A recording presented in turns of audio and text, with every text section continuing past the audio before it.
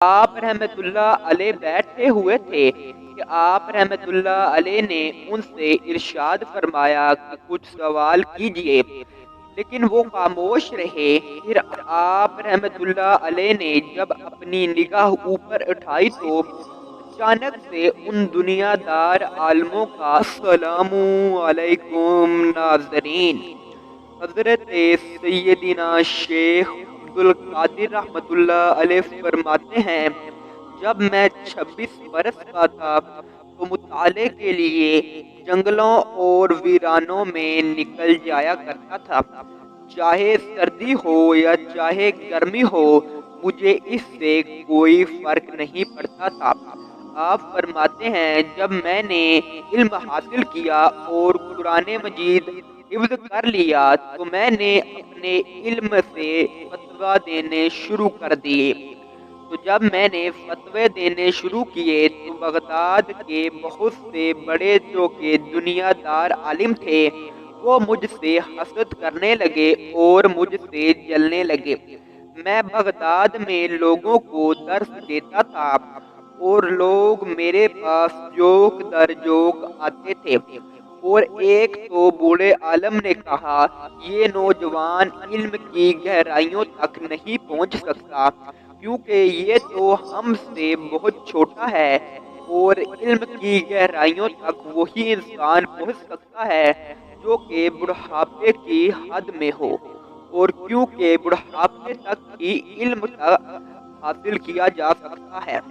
تو ناظرین، آپ رحمت اللہ علیہ کے بارے میں جب آپ کو عقیدت مندوں نے یہ باتیں بتائیں تو آپ رحمت اللہ علیہ بہت ناراض ہوئے، اور آپ رحمت اللہ علیہ نے فرمایا، میں اپنے استاد کی اجازت سے یہاں بغداد میں بیٹھا ہوں۔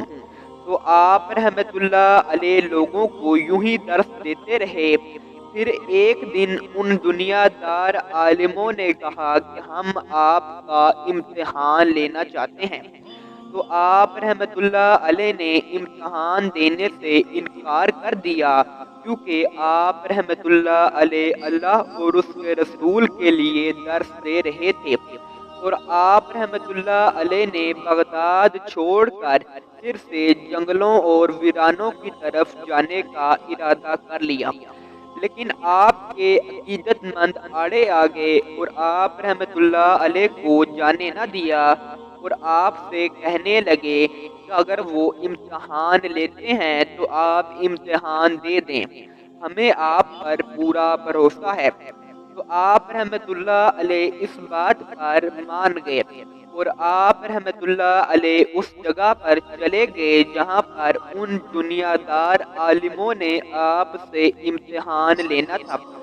آپ رحمت اللہ علیہ بڑے ہی ادب کے ساتھ اس جگہ پر پہنچے اور سارے لوگوں کو السلام علیکم کہا، اور خاموشی کے ساتھ اپنی جگہ پر جا کے بیٹھ گئے۔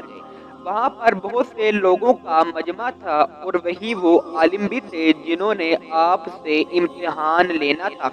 تو آپ رحمت اللہ علیہ بیٹھے ہوئے تھے کہ آپ رحمت اللہ علیہ نے ان سے ارشاد فرمایا کہ کچھ سوال کیجئے، لیکن وہ خاموش رہے۔ پھر آپ رحمت اللہ علیہ نے جب اپنی نگاہ اوپر اٹھائی تو اچانک سے ان دنیا دار عالموں کا علم ہی چھین لیا گیا، اور وہ علم کے بغیر ہو گئے، اور ان کے پاس علم کا نام و نشان بھی نہ رہا، اور وہ اندھیرے ہی اندھیرے میں چلے گئے۔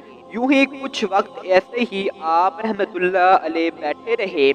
وہیں آپ رحمت اللہ علیہ کو آپ کے عقیدت مند دیکھ رہے تھے، اور وہیں وہ لوگ بھی موجود تھے۔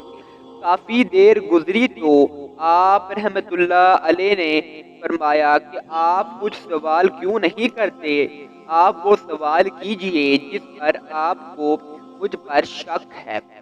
تو کچھ دیر کے بعد وہ عالموں کے منہ سے اچانک سے نکلا، ہم کیا سوال کریں، ہمارے پاس تو علم ہی نہیں رہا، اے غوث اعظم رحمت اللہ علیہ ہمیں معاف کر دیجئے۔ پھر سے وہ خاموش ہو گئے۔ تو آپ رحمت اللہ علیہ اچانک سے چل دیے۔ پیچھے سے وہ بولے اے غوث اعظم ہمیں ہمارا علم تو دیتے جاؤ۔ تو آپ رحمت اللہ علیہ نے فرمایا میں نے نہ ہی تم سے کوئی علم چھینا ہے، کیونکہ علم دینے اور لینے والی اللہ تعالیٰ کی ذات ہے۔